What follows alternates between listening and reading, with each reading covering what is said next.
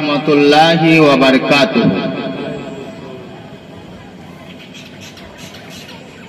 আমি কিন্তু আপনাদেরকে সালাম দিয়েছি। সালাম দেওয়াটা হচ্ছে সুন্নত, আর তার জবাব দেওয়াটা হচ্ছে ওয়াজিব। আমি আরেকবার সালাম দিচ্ছি। আসসালামু আলাইকুম ওয়া রাহমাতুল্লাহি ওয়া বারাকাতুহু।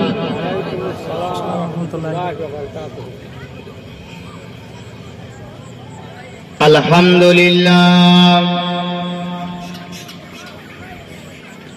আলহামদুলিল্লাহ নাহমাদুহু ওয়া নাস্তাঈনুহু ওয়া নাস্তাগফিরুহু ওয়া নু'মিনু বিহি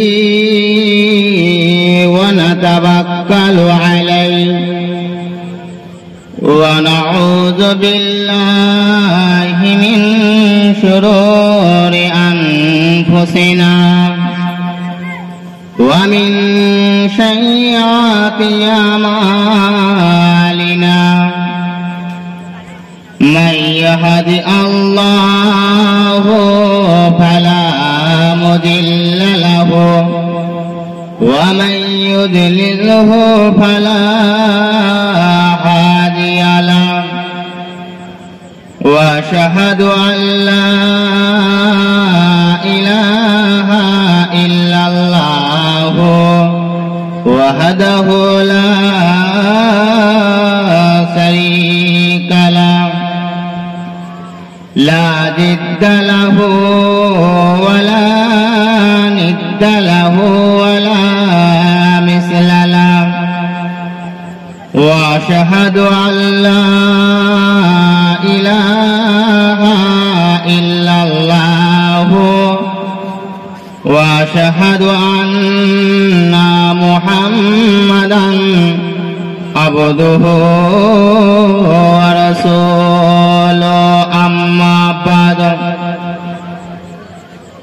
أما بعد فإن خير الحديث كتاب الله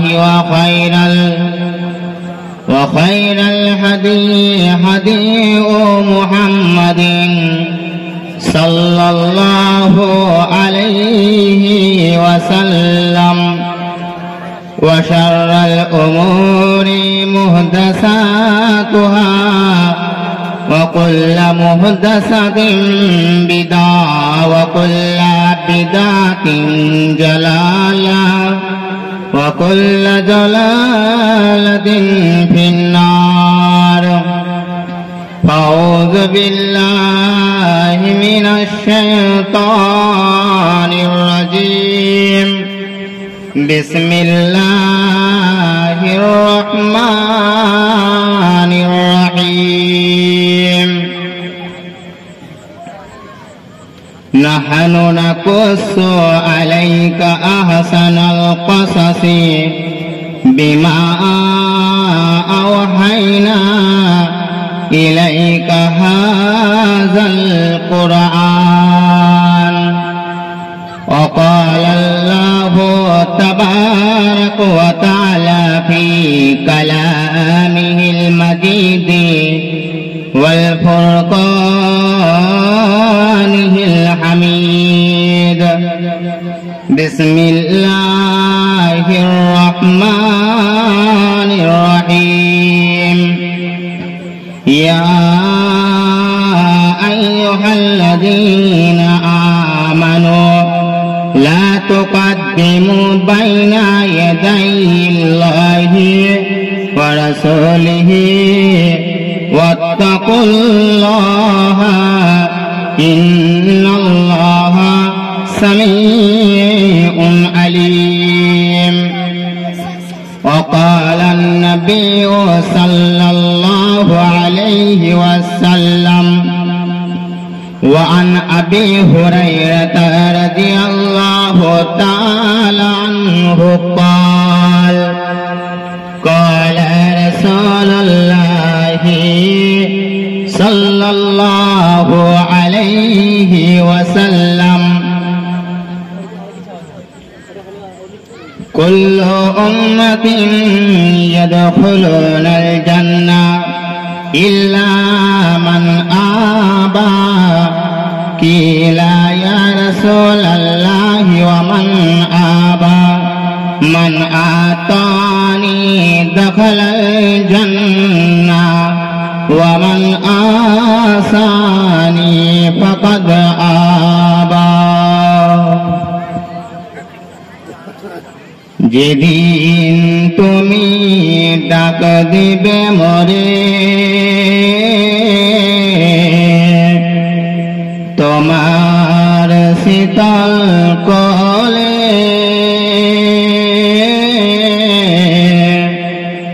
ঘুমায়া পড়িব তোমার পক্ষে সারা বিশ্বের মায়া ভুলে যেদিন তুমি ডাক দিবে মরে তোমার শীতল কোলে ঘুমায়া পড়িব তোমার পক্ষে সারা বিশ্বের মায়া ভুলে অগ কবর গৃহের মাটি দুনিয়ার সব মায়ার পিছনে তোমারে চিনেছি খাটি তুমি পেতে দিবে হাই ধুলির আসন তুমি পেতে দিবে হাই ধুলির আসন জানাবে আদর কত তোমার বকে ঘুমায় পড়িব চির জনমের মত কবর গৃহের মাটি দুনিয়া সব মায়ার পিছনে তোমারে চিনেছি খাটি রবে না সেদিন পিতার আদর মায়ের স্নেহের কোল রবে না সেদিন পিতার আদর মায়ের স্নেহের কোল বন্ধু স্বজনের ব্যথা অনুভূতি শিশুদের কলরব অগ কবর গৃহের মাটি দুনিয়ার সব মায়ার পিছনে তোমার চিনেছি খাটি ধরণীর বুকে যত আশা আরো ছিল সম্পদ যত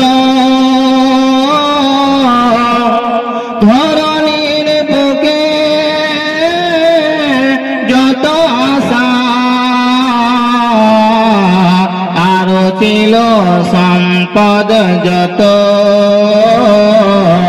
তোমার মাটিতে মিশায়া যাবে হাই আমার দেহের মতো গো কবর গৃহের মাটি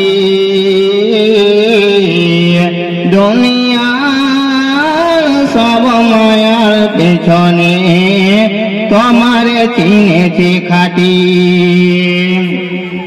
একটি সকাল একটি বিকাল কাটেনি যাদের ছাড়া একই সকাল একই বিকাল একই সকাল একই বিকাল কাটেনি যাদের ছাড়া ভাবিতে পারিনি কেমনেতে হাই পর হয়ে যাবে আজ তারা যেমনি একা একে আসিন ভাবে, একা একে যাব বিদায় কালে পথের সাথী কোথায় অগ পাব, তুমি মোর সাথী চিরজনমের অগ কবর গৃহের মাটি, দুনিয়া সব মায়ার পিছনে তোমার চিনেছি খাটি।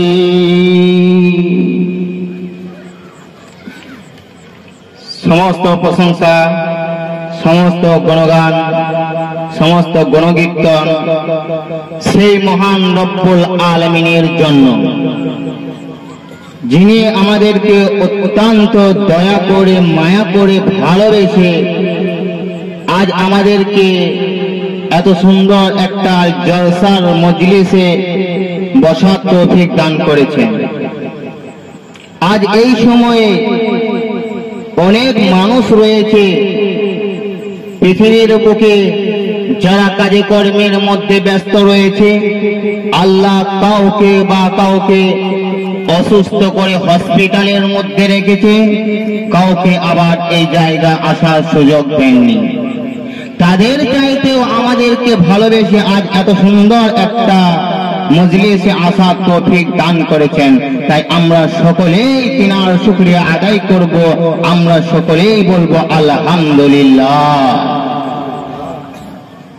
অতঃপর দরুদ ও সালাম বর্ষিত হোক সেই মহান নেতার ওপর, যে মহামানব তিনার অক্লান্ত পরিশ্রম ও কঠোর সাধনার মাধ্যমে এই অশান্তি পৃথিবীকে শান্তির পরিণত করেছেন।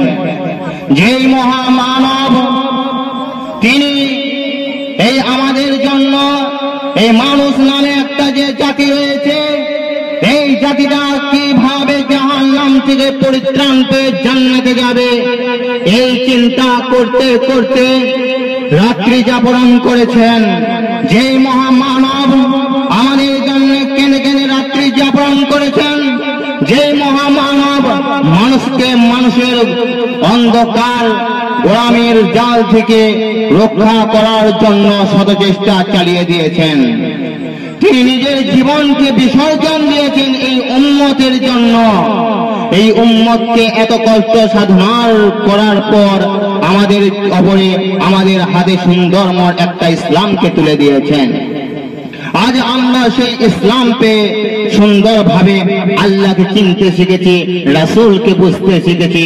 তাই আমরা সেই নবীর উপরে দরুদ পড়ব, আমরা বলবো আল্লাহুম্মা আমিন, আল্লাহুম্মা সাল্লি আলা, আল্লাহুম্মা বারিক আলা।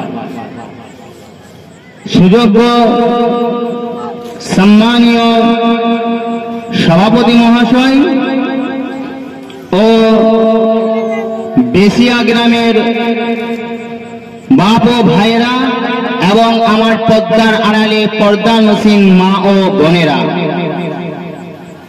আমি পবিত্র আল কোরআন থেকে দুই জায়গায় দুইটা আয়াত পরিবেশন করেছি এবং সেই হাদিস থেকে রাসূলের একটা হাদিস আপনাদের সামনে উপস্থাপন করেছি। এই আয়াত এবং হাদিসকে সামনে রেখে সংক্ষিপ্ত টাইমের মধ্যে কিছু কথা আলোচনা করব। আমি এতটা দৃঢ় বিশ্বাসের সাথে বলতে পারি, আমি অল্প জ্ঞানের মানুষ, বেশি জ্ঞান আমার নেই। তারপরেও আমি বলবো, আমি যেই সময়টুকু আলোচনা করব অল্প কিছুক্ষণ, আপনারা যদি মনোযোগ সহকারে শুনেন এবং শোনার পরে যদি আপনারা মানার চেষ্টা করেন, তাহলে আপনারা ইহকালে কামিয়াব হবেন এবং পরকালেও লাভবান হবেন ইনশাআল্লাহ। সর্বপ্রথম আমি যে পবিত্র আল কোরআনের আয়াত পরিবেশন করেছি, আমরা জানি আমাদের ধর্মের নাম হচ্ছে ইসলাম, আমাদের ধর্মের মুকুটের নাম হচ্ছে আল কোরআন। আল্লাহ রাব্বুল আলামিন কি বলছেন? এই কিতাবের মধ্যে আমি সর্বপ্রথম যে আয়াতটা পরিবেশন করেছিলাম, আল্লাহ রাব্বুল আলামিন তিনি বলছেন, বিসমিল্লাহির রহমানির রহিম, নাহনু নাকুসু আলাইকা আহসানাল কসাসি বিমা আওহাইনা ইলাইকা হাযাল কুরআন। আল্লাহ রাব্বুল আলামিন তিনি বলছেন, সারা বিশ্বের বুকে, সারা পৃথিবীর বুকে যত কিতাব রয়েছে, যত গদ্য রয়েছে, পদ্য রয়েছে, রচনা রয়েছে, কবিতা রয়েছে, আল্লাহ রাব্বুল আলামিন বলছেন সব চাইতে উন্নত মানের কবিতা, সব চাইতে উন্নত মানের গদ্য, সব চাইতে উন্নত মানের গল্প আমি আল্লাহ রাব্বুল আলামিন এই কিতাবের ভিতরে দিয়েছি। বিশ্বের বুকে আর কোন কিতাব নেই, কোন গল্প নেই, কোন রচনা নেই যেই কোরআনকে বেঁধে রেখে সে উপরে উঠতে পারবে। আল্লাহ রাব্বুল আলামিন তিনি নিজে বলছেন, কোরআনের চাইতে মহামূল্যবান কিতাব আর এই বিশ্বের বুকে কোনো কিছু নেই। তাই আমি বলবো, যদি একটা সমাজকে, একটা দেশকে, একটা গ্রামকে, একটা পাড়াকে, একটা পরিবারকে যদি সুন্দর করতে চাই, ইসলামের অন্তর্ভুক্তে আনতে চাই, যদি আমরা ইসলামের আয়ত্তের ভিতরে রেখে পরিচালনা করতে চাই, তাহলে একটাই মাত্র কিতাব, তার নাম আল কোরআন। যদি আপনি আমি আমাদের এই পরিবারকে, এই সমাজকে যদি মনে করি সংশোধন করব, বিশ্বের বুকে একটাই কিতাব রয়েছে যা দিয়ে পরিবর্তন করা সমাজকে সম্ভব, সেটার নাম হচ্ছে আল কোরআন। কোরআনকে বেঁধে যে আর বিশ্বের বুকে কোন জিনিস দিয়ে এই সমাজকে পশ্চিমকালেও পরিবর্তন করা যাবে না। আল্লাহ রাব্বুল আলামিন এই কোরআনের ব্যাপারে বলেছেন, যালিকাল কিতাব লা রাইবা ফীহি, এই সেই কিতাব যার ভিতরে সন্দেহের কোনো অবকাশ নেই।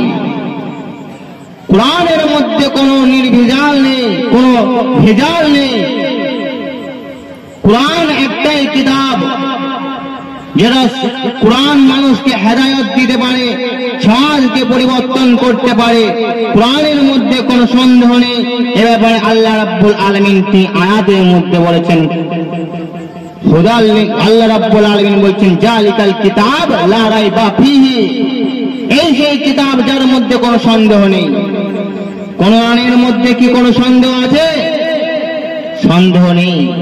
কোরআনকে আজ বিশ্বের বুকে অনেক মানুষ, আজ আমাদের ভারতবর্ষের মাটিতে, বাংলাদেশের মাটিতে, আজ আমাদের আমেরিকার মাটিতে অনেক মানুষ আজ কোরআনের বিরুদ্ধে উঠে পড়ে লেগেছে। কোরআনকে মিথ্যা প্রমাণ করার জন্য অনেকে শত চেষ্টা চালিয়ে গিয়েছে, কিন্তু কোরআনকে কেউ মিথ্যা প্রমাণ করতে পারেনি। কিছুদিন আগে শোনা গিয়েছিল একজন যুবক, সে কোরআনের বিরুদ্ধে মামলা করেছিল, কোরআনের 26টা আয়াতকে বাদ দিতে হবে। কোরআনকে কেউ কোনোদিন মিথ্যা প্রমাণ করতে পারেনি, পারছে না, আগামীকালও পারবে না। কোরআনকে যদি কেউ মিথ্যা প্রমাণ করবে মনে করত, সব চাইতে ভালো সুযোগ একজনের ছিল, সেই পারত কোরআনকে মিথ্যা প্রমাণ করতে। তার নাম হচ্ছে আবুল আহাব। আমরা সকলে এই নামটা জানি। আবুল আহাব ইসলামের চরম দুশমন, একজন রাসূলের দুশমন। এই আবুল আহাব যদি মনে করত যে আমি কোরআনকে মিথ্যা প্রমাণ করে ছাড়বো, সেই পারত। সে যখন পারেনি, আজও কেউ পারছে না, আগামীকাল কিয়ামত পর্যন্ত কেউ পারবে না। তার সুযোগটা কেমন ছিল? আল্লাহ রাব্বুল আলামিন পবিত্র আল কোরআনে একটা সূরা নাযিল করেছেন, সূরাটার নাম হচ্ছে সূরা লাহাব। এই সূরাটা নাযিল হয় কখন? আবুল আহাবের মৃত্যুর 10 বছর পূর্বে, আবুল আহাবের মৃত্যুর 10 বছর পূর্বে এই সূরা নাযিল হয়। আর আল্লাহ রাব্বুল আলামিন বলছেন তাব্বাত ইয়াদা আবি লাহাব ওয়া তাব্বা মা আগনা আনহু মালুহু ওয়া মা কাসাব। আবুল আহাবের বিরুদ্ধে আবুল আহাব যদি মনে করত, কোরআন বলছে আবুল আহাবের 2টা হাত ধ্বংস হোক, আবুল আহাব যদি মনে করত যে আমি কোরআনকে মিথ্যা প্রমাণ করব, সে 10টা বছর সময় পেয়েছিল। সেই 10 বছরের মধ্যে সে যদি মনে করত যে আমি কোরআনকে মিথ্যা প্রমাণ করব, তার একটা মাধ্যম ছিল, সে শুধু একবার যদি বলে দিত লা ইলাহা ইল্লাল্লাহ মুহাম্মাদুর রাসূলুল্লাহ, তাহলে কোরআন মিথ্যা হয়ে যেত, কোরআন মিথ্যা হয়ে যেত। কিন্তু আবুল আহাব পারেনি। আল্লাহ রাব্বুল আলামিন তার দ্বারাতে এই কোরআনকে কোনোদিন মিথ্যা প্রমাণ করতে পারে না। কোরআন একটা নির্ভেজাল কিতাব। তাই আমাদেরকেও এই সমাজকে যদি পরিবর্তন করতে হয়, এই কোরআন দিয়ে করতে হবে। তার একটা বাস্তব ঘটনা আমি বলি, একটা বাস্তব উদাহরণ। আমরা জানি আমাদের মধ্যে একজন মহান নেতা এসেছিল, তার নাম হচ্ছে নবী মুহাম্মদুর রাসূলুল্লাহ সাল্লাল্লাহু আলাইহি ওয়াসাল্লাম। দেখুন কোরআন দিয়ে সমাজ কিভাবে পরিবর্তন করা হয় তার একটা বাস্তব প্রমাণ আমি আপনাদেরকে দিচ্ছি। আল্লাহ রাসূল সাল্লাল্লাহু আলাইহি ওয়াসাল্লাম যে সময়টায় জন্মগ্রহণ করেছিলেন, যেই সময়টাতে এসেছিলেন, যেই জায়গাতে এসেছিলেন, সেই সময়টা ছিল আইয়ামে জাহিলিয়া, বর্বরতার যুগ, অসভ্যতার যুগ। আইয়ামে জাহিলিয়াতে মূলত 4টা পাপকে মানুষ বৈধ হিসেবে বৈধ মনে করে করত। তার মধ্যে একটা হচ্ছে জিনা, মানুষ বৈধ মনে করে করত। 2 মদপান, মানুষ বৈধ মনে করে পান করত। 3 সুদ, মানুষ বৈধ মনে করে ভক্ষণ করত। 4 গত্তয় ঝামেলা, পাড়াকে পাড়া নিয়ে এ পাড়ার সাথে ও পাড়া, এই গ্রামের সঙ্গে ও গ্রাম, এই গোত্রীয় ঝামেলার মধ্যে সর্বদাই তারা নিমজ্জিত থাকত। আরেকটা পাপ হতো, কাফের বেঈমানদের মক্কার বুকে একটা খুব খারাপ অভ্যাস ছিল। সেটা কি না, অন্য দেশের মানুষেরা যখন মক্কার বুকে ব্যবসা করতে আসতো, তখন তারা অন্য দেশের মানুষ মনে করে তাদের টাকা পয়সাগুলোকে ঝেড়ে দিত, তারা আর দিত না। এইরকম একটা অন্ধকারের যুগ, এমন একটা বর্বরতার যুগ, এমন একটা সময় আল্লাহ রাসূল সাল্লাল্লাহু আলাইহি ওয়াসাল্লামের আগমন ঘটল।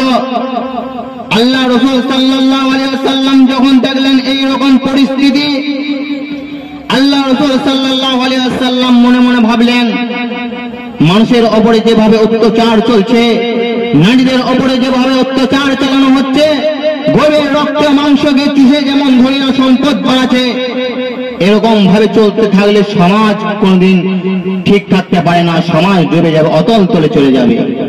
কিছু করা লাগবে। আল্লাহ রাসূল কিন্তু তখন নবুয়ত পাননি, তখন তিনি নবী হননি। আল্লাহ রাসূল সাল্লাল্লাহু আলাইহি ওয়াসাল্লাম তখন একটা সংগঠন তৈরি করলেন।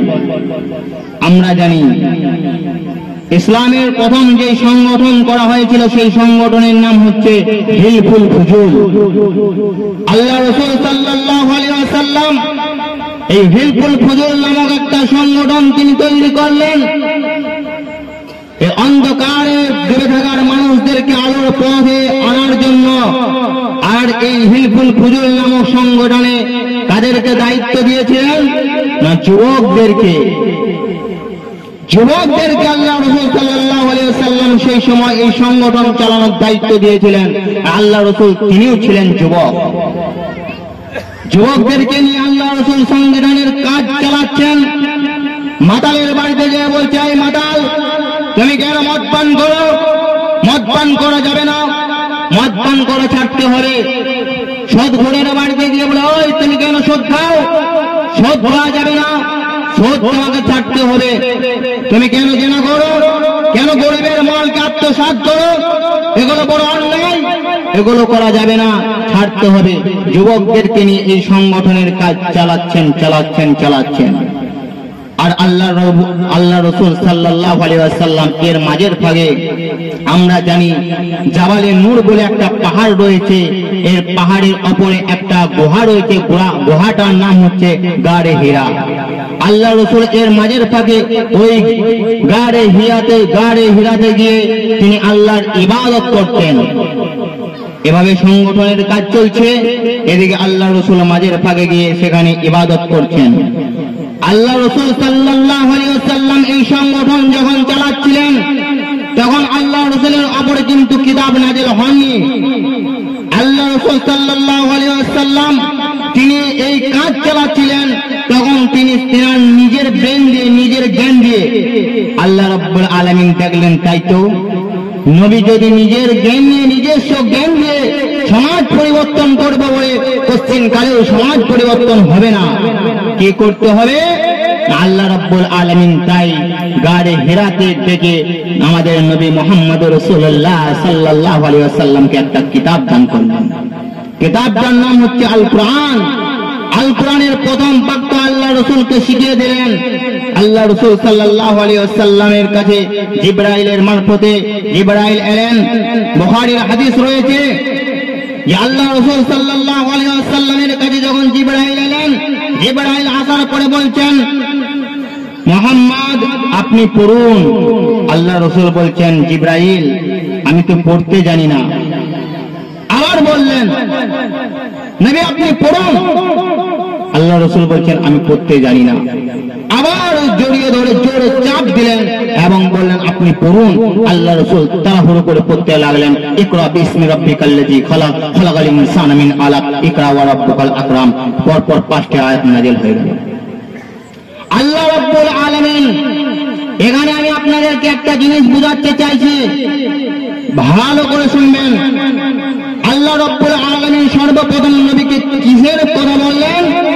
ইকরা, নবী আপনি পড়ুন। এখানে যদি শুধু পড়ার কথা বলে দিত তাহলে পৃথিবীর যত পড়া রয়েছে, যত শিক্ষা রয়েছে সমস্ত শিক্ষাকে বোঝাতো। কিন্তু আল্লাহ রাব্বুল আলামিন তারপরে বলছেন, ইকরা বিইসমি রাব্বিকাল্লাযী খালাক, নবী আপনি পড়ুন বিইসমি রাব্বিকাল্লাযী খালাক, সেই প্রভুর নামে যিনি আপনাকে সৃষ্টি করেছেন। আল্লাহ রাব্বুল আলামিন কিসের পড়া কথা বললেন? না, আপনার প্রভুর নামে, যেই প্রভু আপনাকে সৃষ্টি করেছেন। সর্বপ্রথম এখানে পড়ার কথা বললেন, ইসলামিক শিক্ষা কোরআনের পড়ার কথা বললেন। এখান থেকে বোঝা যায় সমাজকে পরিবর্তন করতে হলে কোরআন দিয়েই পরিবর্তন করতে হবে। আল্লাহ রসুল এর আগে যে নিজের জ্ঞান দিয়ে চালাচ্ছিলেন, এভাবে সমাজ পরিবর্তন হচ্ছিল কিন্তু কমপ্লিট নয়। আল্লাহ রাব্বুল আলামিন তাই তিনি দেখে নবীকে এই কথা বললেন, নবী আপনি পড়ুন। আপনি যদি পড়তে না জানেন তাহলে সমাজকে কোশ্চিন কালেও পরিবর্তন করতে পারবেন না। তাই আমাদেরকে এখান থেকে শিক্ষা নিতে হবে। আমাদের এই সমাজকে পরিবর্তন করবো বলে তাই আমাদেরকে সর্বপ্রথম কোরআনকে যে এই সমাজকে পরিবর্তন করতে হবে। 2, আল্লাহ রাসূল সাল্লাল্লাহু আলাইহি ওয়াসাল্লাম তিনি এই সংগঠনের কাজ যখন চালাচ্ছিলেন, দায়িত্ব কাদেরকে দিয়েছিলেন? যুবকদেরকে দিয়ে। কারণ যুবকরাই পারবে একটা পাড়াকে, একটা সমাজকে, একটা দেশকে পরিবর্তন করতে। যদি যুবক কোনো কাজে না এগিয়ে আসে, যুবক যদি কোনো কাজের জন্য ভালো কাজে এগিয়ে না আসে, সেই কাজ কোনোদিন কমপ্লিট হতে পারে না। আজ এই যে জলসার মাহফিল, এটা কাদের উদ্যোগে হয়েছে? এটা কাদের উদ্যোগে? যুবকদেরকে। এখানে লিখে দেওয়া হয়েছে বিশিয়া যুবক বিন্দুর উদ্যোগে এক বিরাট ধর্মীয় জলসা। যুবকরা না আগে এলে কোনদিন সমাজের কাজ উন্নতি হতে পারে না। যুবকদেরকে আগে আসতে হবে, কারণ এরা তো হচ্ছে সেই যুবক যারা রাতারাত্রি পরের দোকানের চাবি খেয়ে এনে 1 জানুয়ারিতে প্রথম রাত্রে দোকানদারের বাড়ি থেকে রাত 12টার সময় চাবি এনে পোল্ট্রির মুরগির দোকান খুলে পোল্ট্রি নিয়ে রাত্রি 12টার সময় পিকনিক করতে যেতে পারে। এরা হচ্ছে সেই যুবক, এরা হচ্ছে সেই যুবক যারা রাতারাত্রি মানুষের পরের ঝড়ের বাসকে কেটে অন্যের জমি দখল করে রাতারাত্রি ক্লাব বানাতে পারে, এত বড় রিস্ক নিয়ে কাজ করতে পারে। এরা হচ্ছে সেই যুবক, এরা হচ্ছে সেই যুবক যারা বিশ্বকাপ খেলা দেখার জন্য গ্রামের রাস্তায় ঘাটে পাড়াতে পোস্টার টাঙিয়ে দিয়েছে। এরা হচ্ছে সেই যুবক, এদেরকে দিয়ে সমাজকে পরিবর্তন করা সম্ভব। যুবক যদি না আগে আসে পশ্চিমকালেও এই সমাজ পরিবর্তন হতে পারে না। তাই বিশেষ করে বলবো যুবক ভাইদেরকে, যারা এই জলসা দিয়েছেন, যুবক ভাইদের উদ্দেশ্যে আপনাদের জন্য আল্লাহর কাছে দোয়া করি, আল্লাহ আপনাদেরকে হেদায়েত দান করুক এবং আপনারা সদা সর্বদা ইসলামের জন্য, ভালো কাজের জন্য অগ্রসর হবেন।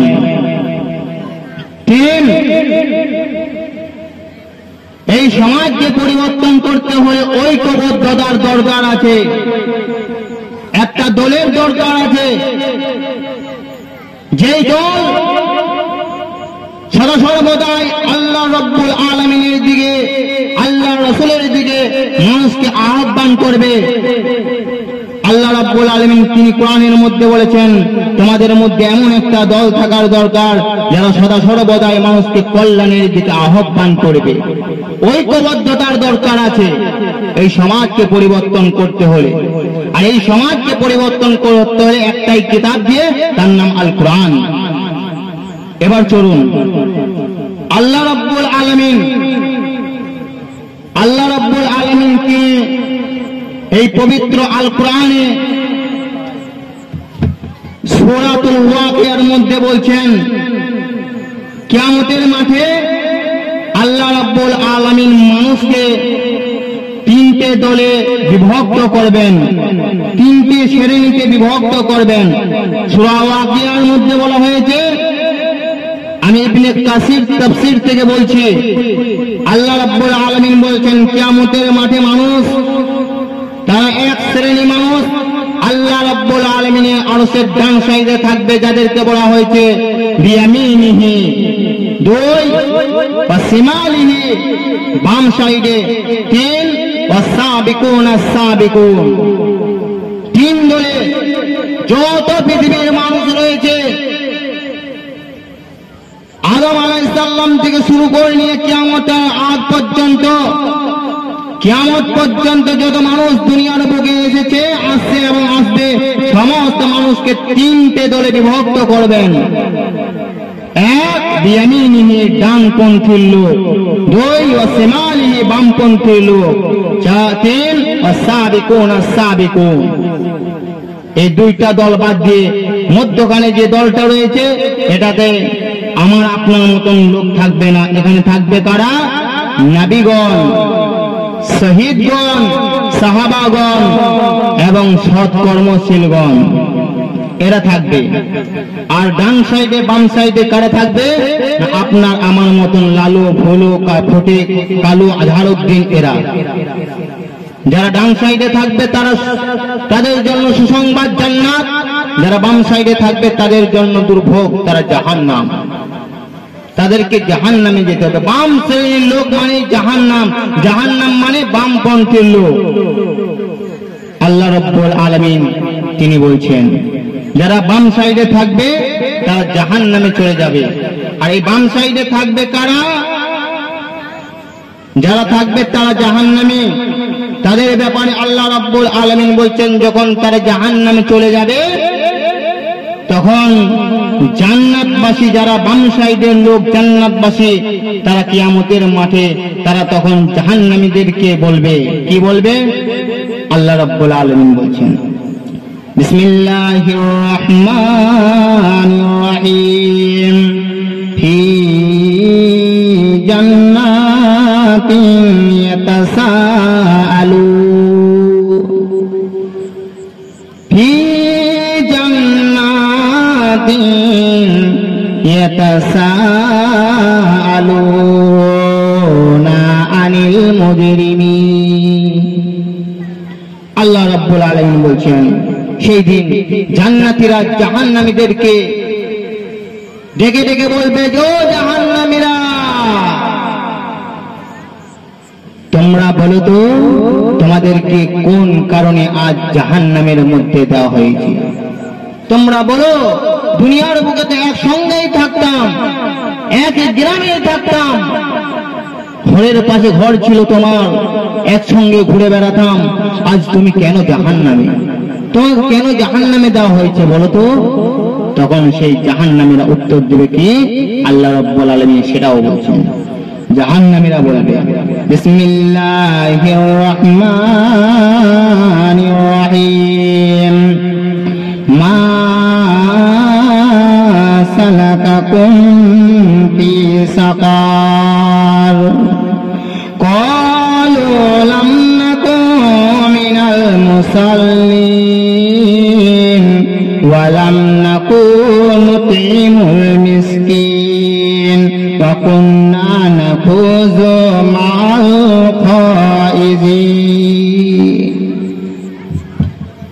জাহান্নামীরা তখন বলবে, ও জান্নাতীরা, তোমরা শোনো, তুমি তো আমার চাচাতো ভাই ছিলে, আমার পাড়ার পাশে তোমার পাড়া ছিল, আমার ঘরের পাশে তোমার ঘর ছিল, একসঙ্গে থাকতাম, একসঙ্গে ঘুরে বেড়াতাম, একসঙ্গে একটা গ্রামে বাস করতাম, কেন আজ আমরা জাহান্নামে জানো? কেন জানো? দুনিয়ার বুকে তুমি অনেকবার বলেছিলে, বন্ধু চলো নামাজ পড়ো, নামাজ ছাড়া কি আমাদের দিনে কোনো রাস্তা নেই? যেমন আজ আমাদের ইমামেরা বলে, ভাই নামাজটুকু অন্তত আদায় করো। আল্লাহ রাব্বুল আলামিন বলছেন, কিয়ামতের দিনে জাহান্নামীরা এই উত্তর দিবে যে আমরা সালাতীদের, নামাজীদের অন্তর্ভুক্ত ছিলাম না। ক্বালু, জাহান্নামীরা তখন বলবে, ক্বালু নামলাকু মিনাল মুসাল্লিন, আমরা নামাজীদের ভিতরে ছিলাম না, নামাজ পড়তাম না। তুমি অনেকবার বলেছিলে ভাই নামাজ পড়ো, কিন্তু আমি নামাজ পড়ি নাই। তুমি অনেকবার বলেছিলে ইলাম বাজার থেকে মাওলানাকে এনে গ্রামে জলসা করিয়েছিলাম, টাকা দিয়েছিলাম, সময় দিয়েছিলাম, সেই ইমামও বলেছিল নামাজ পড়ো, নামাজ পড়ো, নামাজ ছাড়া রাস্তা নেই, কিন্তু আমি নামাজ পড়ি নাই। এর কারণে আজ আমার এই দুর্ভাগ্য, আমি জাহান্নামের ভিতরে। আল্লাহ রাসূল সাল্লাল্লাহু আলাইহি ওয়াসাল্লাম বলছেন, আউয়ালু মা ইউহাসাবু আবদু ইয়াউমাল কিয়ামাতিস সালাহ, ফাইন সালাহাত সালাহা লাহু সাইরু আমালিহি ওয়া ইন ফাসাদাত ফাসাদা বিহি সাইরু আমালিহি। কিয়ামতের দিনে সর্বপ্রথম যেই জিনিসটার ব্যাপারে জিজ্ঞাসা করা হবে সেটা কি? না, নামাজ। নামাজ যদি কোনো ব্যক্তির নামাজ ঠিক হয়ে যায়, তার সমস্ত আমল ঠিক হয়ে যাবে, আর নামাজ যদি না ঠিক হয়, তার সমস্ত আমল বাতিল হয়ে যাবে।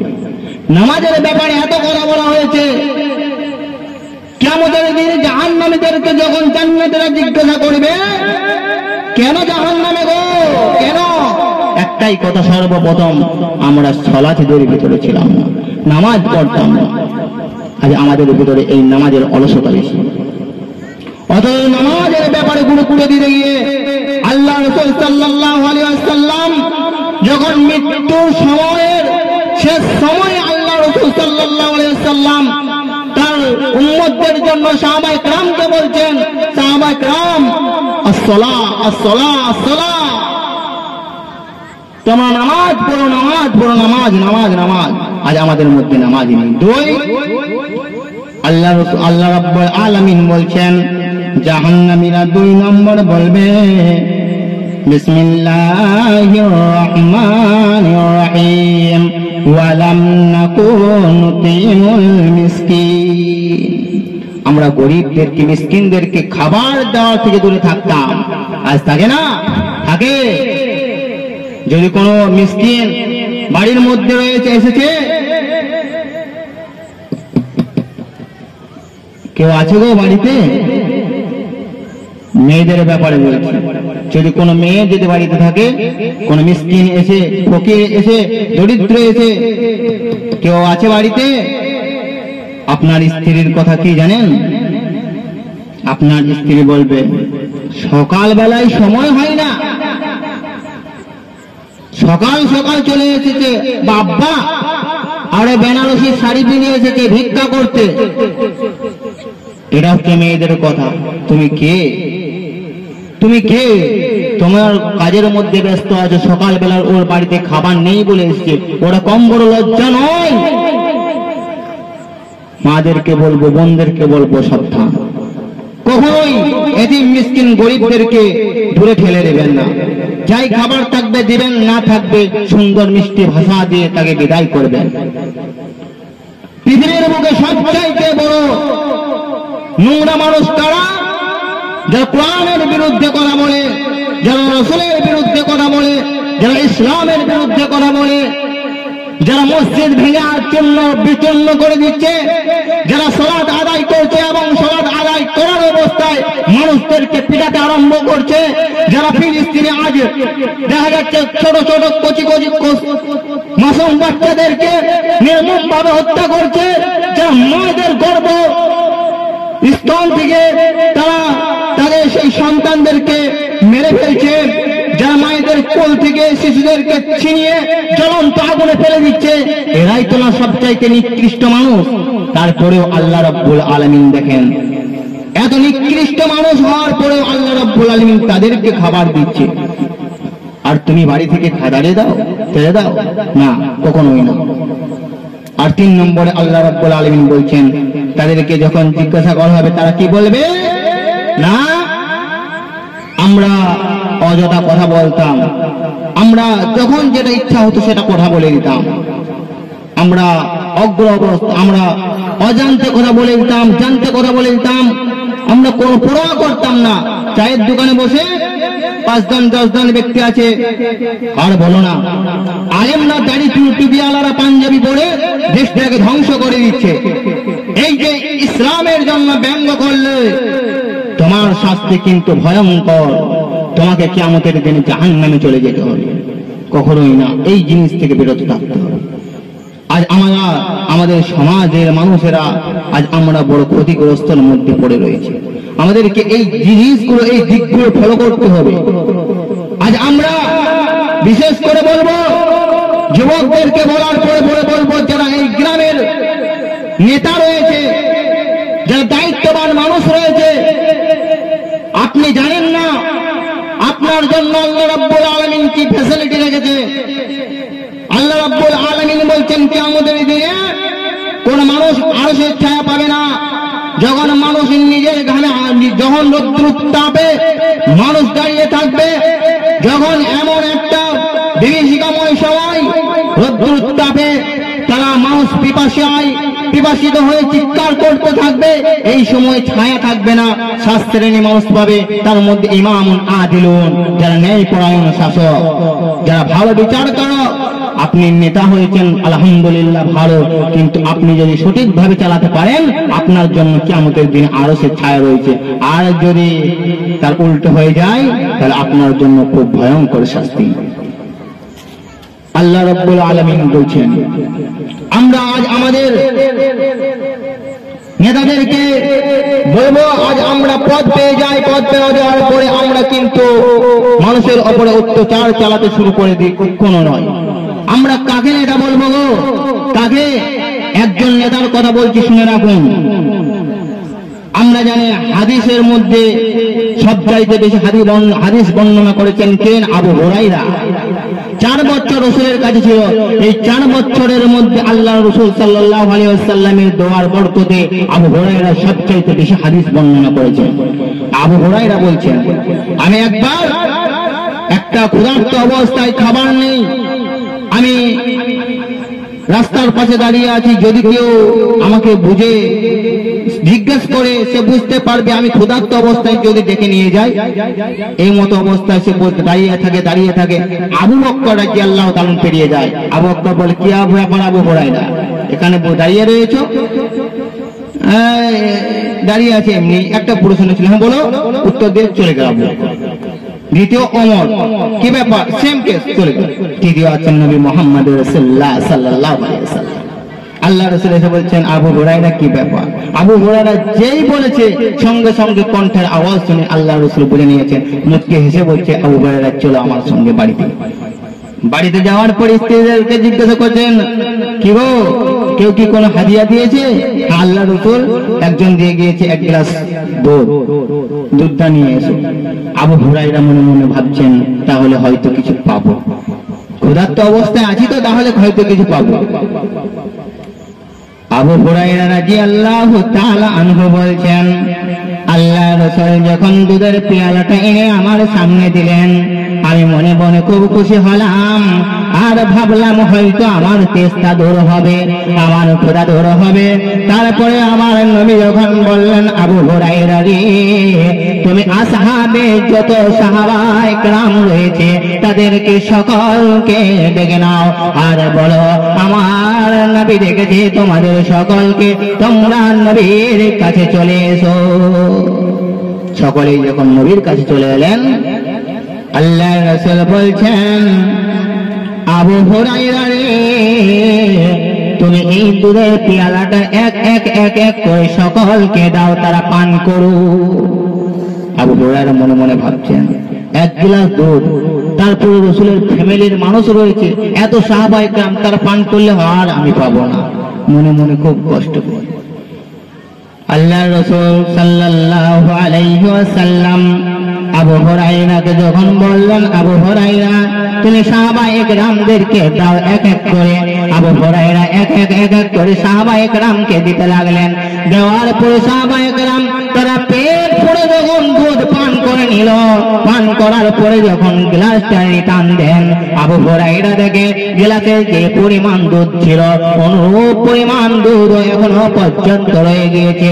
আল্লাহ রাসূল বলছেন, আবু হুরায়রা রে, তুমি এবার দুধের গ্লাসটা আমাকে দাও।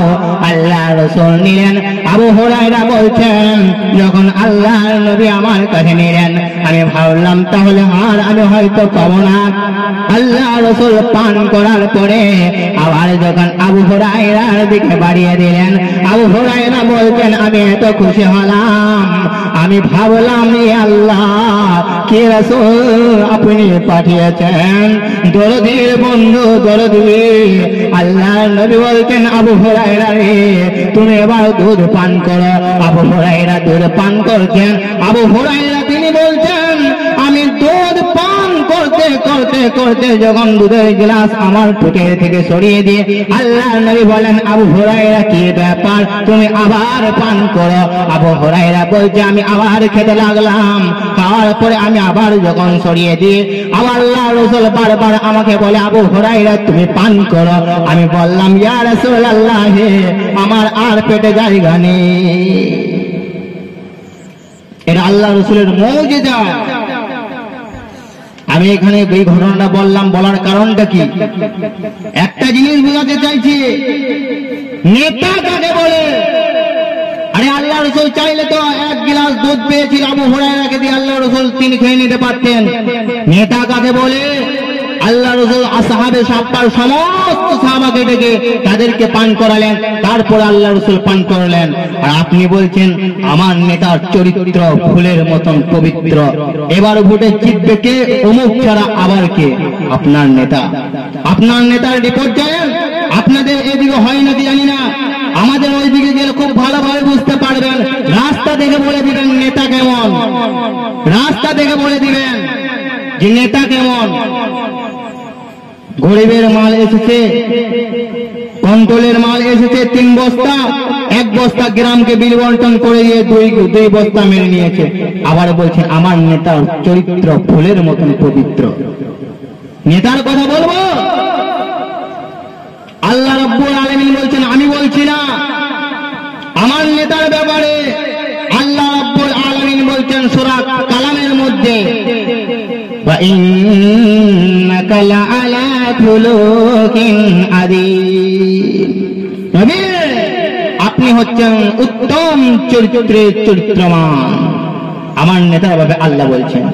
আমার নেতার ব্যাপারে একজন ব্যক্তির কথা বলেছি, খ্রিস্টান ব্যক্তি কি বলছে, আজ আমরা আমার নেতাকে ফলো করতে পারি না, রাসূলের আদর্শকে আজ আমাদের জীবনে মেনে নিতে পারি নাই। আজ আমরা মেনে নিয়েছি কাল মার্কসের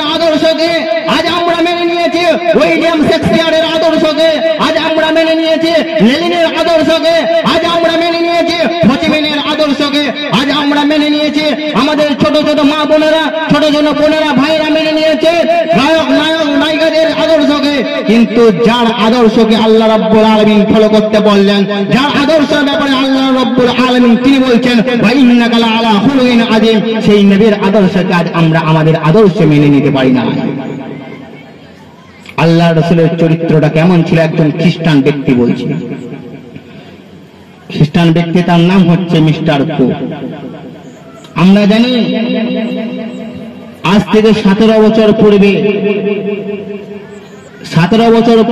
2006 সালে 17 থেকে 18 বছর পূর্বে 2006 সালে একটা বিশ্বকাপ খেলা হয়েছিল ইতালি আর ফ্রান্স। খেলাটা হয়েছিল জার্মানি। এই জার্মানি একজন ব্যক্তি, একজন বিশ্ববিখ্যাত ডাক্তার, নাম তার মিস্টার কুক। সে বলছে যখন সে তার ছাত্রদেরকে পড়াচ্ছে, এই সময় তার ছাত্ররা পড়াতে তার ছাত্রদেরকে বলছে, শোনো, তোমরা যদি আদর্শবান হতে দাও, তোমরা যদি তোমাদের জীবনটাকে উন্নতির চরম শিখরে পৌঁছাতে দাও, আমি মিস্টার কুক তোমাদেরকে বলছি, read the Holi Quran in tradition of prophet Muhammad Mustafa সাল্লাল্লাহু আলাইহি ওয়াসাল্লাম। তোমরা শোনো জার্মানির ছেলেমেয়েরা, তোমরা যদি তোমাদের জীবনটাকে উন্নতির চরম শিখরে পৌঁছাতে দাও, আমি মিস্টার কুক বলে যাচ্ছে, তোমরা তোমাদের ঈদ করবে একজন ব্যক্তি এসেছিল, নাম তার মুহাম্মদ। তোমরা ওই ব্যক্তির আদর্শটাকে ফলো করো, এবং তার অপরে যে কিতাবগুলো এসেছিল সেইগুলোকে নিয়ে নাড়াচাড়া করো, তোমরা জীবনে চরম শিখরে উন্নতির মানে একটা জায়গায় পৌঁছে যাবে। তার মানে ছেলেমেয়েরা বলছেন, স্যার আপনি যে ওই মোহাম্মদকে তার আদর্শকে মানতে বলছেন, তাহলে আপনি কি কিছু পেয়েছেন? তখন মিস্টার কুক বলছেন, আরে জার্মানি ছেলেমেয়েরা শোনো, আমি পেয়েছি বলেই বলছি, আমি তোমাদের শিক্ষক, আমি তোমাদের গুরু, আমি কেন তোমাদেরকে বলবো তাছাড়া? বলছে, স্যার আপনি কি পেয়েছেন? বলছে, শোনো, আমি একবার একটা রাস্তা দিয়ে পেরিয়ে যাচ্ছিলাম, যেতে যেতে আমি একটা মোহাম্মদের বাণী শুনতে পেলাম। সেটা কি? মোহাম্মদ নাকি বলেছে, যেই পাত্রে কুকুর মুখ দিয়ে দেয়, ওই পাত্রতে 7 বার মাটি দিয়ে ধৌত না করা পর্যন্ত কুকুরের জীবাণুটা ওই জায়গা থেকে যাবে না। আমি মিস্টার কুক এই মোহাম্মদকে মিথ্যা প্রমাণ করার জন্য আমি সঙ্গে সঙ্গে তার কথাটাকে ক্যাপচার করে নিলাম এবং আমি গবেষণা করতে লাগলাম। গবেষণা করতে করতে আমি একটা সময়ে একটা জায়গাতে একটা পাত্রে কুকুরের বিষকে রাখলাম। কুকুরের বিষ রাখার পরে ওই জায়গাটা আমি 5 বার ধৌত করলাম। ধৌত করার পরে আমি ল্যাবরেটরিতে ভরে দেখলাম ওই যে পাত্র থেকে কুকুরের জীবাণু যায়নি। আমি 7ম বারে যখন ধৌত করলাম, তারপরে দেখলাম ওই পাত্র থেকে চিরজন্মের মতন কুকুরের বিষটা চলে গিয়েছে। আমি ল্যাবরেটরিতে দাঁড়িয়ে সঙ্গে সঙ্গে বললাম, oh my god, sir prophet Muhammad Mustafa সাল্লাল্লাহু আলাইহি ওয়াসাল্লাম আজ is special man, first scientist in the world, Muhammad সাল্লাল্লাহু আলাইহি ওয়াসাল্লাম। সারা বিশ্বের মধ্যে যদি সবচাইতে বড় বিশ্ববিজ্ঞানী যদি কেউ থাকে, সেটা হবে মুহাম্মদ সাল্লাল্লাহু আলাইহি ওয়াসাল্লাম। জার্মানি ছেলেমেয়েরা, তোমরা তাকে ফলো করো। আজ আমরা তাকে মেনে নিতে পারি না, আমাদের রাসূলের আদর্শকে কাজে মেনে নিতে পারি না। আমরা অনেকের আদর্শকে মেনে নিয়েছি, কিন্তু যার আদর্শকে ফলো করলে আমরা আমাদের জীবনটাকে উন্নতির চরম শিখরে নিয়ে যেতে পারবো, আমরা সাকসেসফুল হয়ে যাব, তার আদর্শকে আজ আমরা মেনে নিতে পারি না। আল্লাহ রাব্বুল আলামিন বলছেন আমাদের নবীর ব্যাপারে যে তোমরা তোমাদের নবীকে অনুসরণ করো, মা আতাকুমুর রাসূল ফাখুযু ওয়া মা নাহাকুম আনহু ফান্তাহু। তোমাদের নবী তোমাদেরকে যা দিয়েছে তোমরা তাই নাও, তোমাদের নবী যা থেকে তোমাদেরকে বিরত থাকতে বলে তা থেকে বিরত হও। কিন্তু আজ আমরা আমাদের রাসূলের কথাকে মেনে নিতে পারি নাই, তার থেকে বিরত থাকতে পারি নাই। আরেকটা আয়াত আমি বলে ছেড়ে দেব। আল্লাহ রাব্বুল আলামিন বলছেন, বিসমিল্লাহির রাহমানির রাহিম, ইয়া আইয়ুহাল্লাযীনা আমানু লা তুকাদ্দিমু বাইনা ইয়াদাইহিল্লাহি। ও বিশ্বের মানুষেরা তোমরা শোনো, ও বিশ্ব জ্ঞানের মানুষেরা তোমরা শোনো, ও বীরভূমের মানুষেরা তোমরা শোনো। পৃথিবীবাসী তোমরা শুনে রাখো, তোমরা আমার নবীর আগে কথা বাড়িয়ে কথা বলো না। তোমরা আমার নবী তোমাদেরকে যে কথা বলে তোমরা সেই কথা বলো, নবীর অপরে তোমরা কোনো কথা বলো না। আজ অনেক দিন অনেক ব্যক্তিকে দেখা যায়, আলেমদেরকেও দেখা যায়, যখন তারা মাইক পেয়ে যায়, মাইকের সামনে বলতে বলতে তারা কি বলে তারা নিজেরাও বুঝতে পারে না। একবার শুনছি একটা বক্তা নাকি বলছে কি, এই তোমরা ঘন ঘন কাটা বেগুন খাবে। মুহাম্মদ সাল্লাল্লাহু আলাইহি সাল্লাম বলেছেন, যদি তোমরা কাটা বেগুন খাও তাহলে তোমাদের 100টা রোগ ছেড়ে যাবে। কোথায় পেল? এটা ওর বাপের হাদিস, এটা ওর বাপের হাদিস। এরা মুহাম্মদ সাল্লাল্লাহু আলাইহি সাল্লামের কথাকে বাড়িয়ে এসে কথা বলছে। আল্লাহ রাব্বুল আলামিন এই কাজ থেকে বিরত থাকতে বললেন।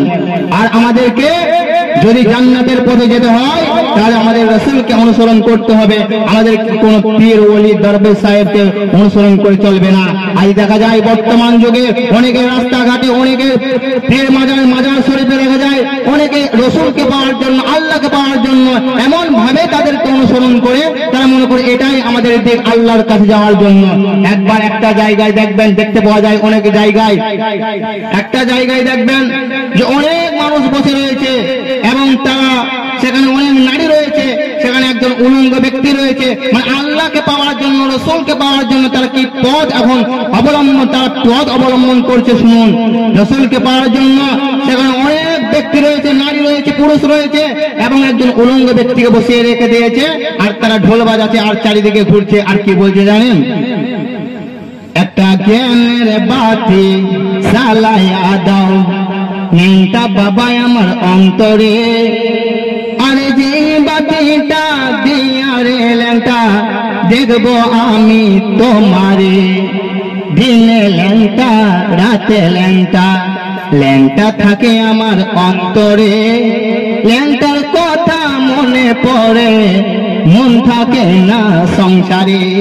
নাউজুবিল্লাহ। এরকম কথা খালি রাসূলকে পাওয়ার জন্য, আল্লাহকে পাওয়ার জন্য। আস্তাগফিরুল্লাহ, আস্তাগফিরুল্লাহ। অথচ আল্লাহ রাব্বুল আলামিন বলছেন যে তোমরা যদি তোমার রাসূলকে ভালোবাসো, তোমার রাসূলকে ফলো করো, তোমাদের রাসূলকে ফলো করলে তোমরা আল্লাহকে পেয়ে যাবে। আর রাসূলকে ফলো করো কিভাবে করবে দুনিয়ার বাসী? এখন তো রাসূল নেই, রাসূল যে কিতাব দিয়ে গিয়েছে, আল্লাহ যে কিতাব দিয়ে গিয়েছে, রাসূলের পর যে সাহাবায়ে কেরাম এসেছে, তারপরে তাবে এসেছে, তারপরে উলামায়ে কেরাম রয়েছে, তাদেরকে পাড়া প্রতিবেশী তোমাদের গ্রামে আশেপাশে যে আলেমরা রয়েছে, তখন তোমরা কোন একটা আমল করবে, কোন একটা ইবাদত করবে, তোমরা সর্বদাই তাদেরকে জিজ্ঞাসা করবে এটা কি সঠিক, এটা কি সঠিক। যদি বলে হ্যাঁ সঠিক, তুমি যদি জ্ঞান থাকো 5 জনকে জিজ্ঞাসা করো এটা কোরআনে আছে, এটা হাদিসে আছে, তুমি মেনে নাও। তাই আমি বলবো বিশেষ করে এই বিশিয়া গ্রামের যুবক ভাইদেরকে, মাদেরকে, বোনদেরকে, বাপদেরকে, আজ আমরা যে জলসার আয়োজন করেছি কোরআন এবং হাদিসের কথার, আজ আমরা অনেক কথা শুনেছি অনেক আলেমের কাছে। এর পরবর্তীতে এখনো বক্তা রয়েছেন এবং প্রধান বক্তাও রয়েছে, আমরা শুনবো। আমি অল্প জ্ঞানের মানুষ, কিছু কথা বলেছি, তো ইনশাআল্লাহ যে কথাগুলো বললাম সাহাবায়ে কেরামের মতন আল্লাহ রাসূল সাল্লাল্লাহু আলাইহি ওয়াসাল্লামের যারা সাহাবা কেরাম ছিলেন তারা যেমন বলতেন সামিনা ওয়া আতাইনা, শুনলাম এবং মেনে নিলাম। আমরাও তো নবীর উম্মত, আমরা সেই নবীর উম্মত যে নবী আমাদের জন্য কিয়ামতের মাঠে শাফাআত করবেন, তাহলে আমরাও কেন সেই সাহাবায়ে কেরামের মতন সেই নবীর কথা যেহেতু কোরআন হাদিসের আলোচনা চলছে, আমরাও কেন বলবো না সামিনা ওয়া আতাইনা? সকলেই বলুন সামিনা ওয়া আতাইনা, সামিনা ওয়া আতাইনা, আমরা শুনলাম এবং মেনে নেব। আল্লাহ রাব্বুল আলামিনের কাছে দোয়া করি, আল্লাহ রাব্বুল আলামিন আমাদের এই বিশিয়া গ্রামের ইসলাম দরদি মা এবং বোনেদেরকে, বাপ এবং ভাইদেরকে, তারা কত কষ্ট করে এই জলসার আয়োজন করেছে। আল্লাহ রাব্বুল আলামিন তারা অনেক দূর থেকে আমাদেরকে দাওয়াত দিয়েছেন, আমরা এসেছি, অনেক কথা বললাম। আল্লাহ রাব্বুল আলামিন এই কথা বলার মাধ্যমে হয়তো আমারও কোনো ছোটখাটো ভুল হয়ে যেতে পারে। আল্লাহ গো, ইচ্ছায় অনিচ্ছায় আল্লাহ রাব্বুল আলামিন যদি কোনো ভুল হয়ে থাকে তোমার কাছে ক্ষমা চাইছে। এবং আল্লাহ রাব্বুল আলামিন বেশি করে দোয়া করবো এই বিশিয়া গ্রামের মা এবং বোনেদেরকে, যুবক ভাইদেরকে, আল্লাহ রাব্বুল আলামিন যে কোরআন হাদিসের আলোচনা হলো, তারা যে কথা শুনলো তাদেরকে শোনার পরে মানার তৌফিক তুমি দান করো, আমিন। আসসালামু আলাইকুম ওয়া রাহমাতুল্লাহি ওয়া বারাকাতুহু।